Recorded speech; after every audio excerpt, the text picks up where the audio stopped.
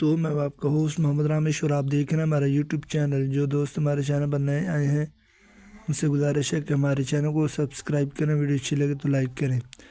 Doctor Iftikhar Ahmad साहब की ज़बरदस्त और मुनसत रहनुमाई हाज़िर। गंदम की फसल को पहले पानी पर यूरिया देने से पहले का इस्तेमाल करते हैं टर्मिनल। अगर आप सल्फ़र तो यूरिया की आफियत 30% तक बढ़ जाती है, क्योंकि सल्फ़र पीएच बेहतर करता है, ज़मीन की फास्फोरस और नाइट्रोजन को ज़्यादा मुंतरक करता है, जड़ों में ग़िज़ाइयत के जज़ब को तेज़ करता है।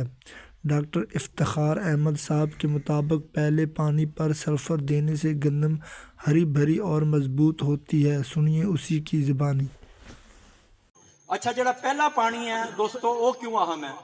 वो इतना अहम है कि इस मरहले के उत्ते पौधा फैसला करता है कि जेड़ा काश्तकार मेरे तो तवक्को कर रहा पैदावार लैन की कि मैं इन्होंने पैदावार कितनी देनी है, ठीक है ना। यानी कि वो फैसला करेगा कि मैं जड़ कितनी लंबी बनानी है और मैं शगुफे कितने करने हैं। कई दोस्त टाइम सिर पानी नहीं लाते। साढ़े अगर मुंजियां वाले इतने रकबे ने उत्थे साडा पानी लगेगा तकरीबन 30 तो 35 दिनों बाद पहला पानी। ਜਿਹੜਾ पानी पहला लगना है ਉਹਦੇ ਨਾਲ ही असी खाद देनी है। ਹੁਣ ਉਹਦੇ उस टाइम के उत्ते लोग दोस्त खाद ਕਿਹੜੀ पाते हैं? क्यों जी? इतने ਕਿਹੜੀ खाद इस्तेमाल कर रहे हैं? यूरिया कली पा रहे हैं, ठीक है ना।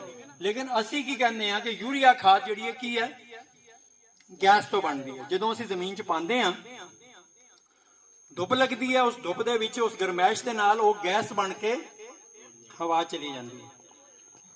मकसद है कि जिहड़ी शै पा रहे हैं खाद की सूरत च फायदा दवे। अगर उसका फायदा असी वधाना है तो उहदे नाल सब तो पहली गल है कि असी इहदे विच सल्फर जिहड़ी है 2 बैग टर्मिनल के नाम साढ़े को सल्फर मौजूद है। मेरे को एक खाद है सल्फर की सूरत च। ये भी जिहड़ियां मेन साड़ियां खादां ने नाइट्रोजन, फास्फोरस, पोटाश। उस तो बाद चौथा अहम जुज जिहड़ा है वह सल्फर है।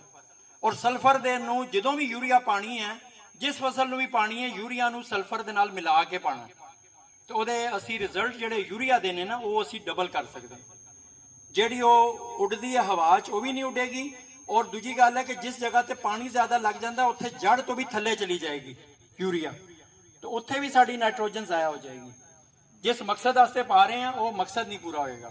इस वास्ते यूरिया का उस स्टेज के उत्ते भी अद्धा बैग अगर नीचे पाया तो फिर अद्धा बैग, अदरवाइज 1 बैग यूरिया का और उहदे नाल 2 बैग नाल सल्फर।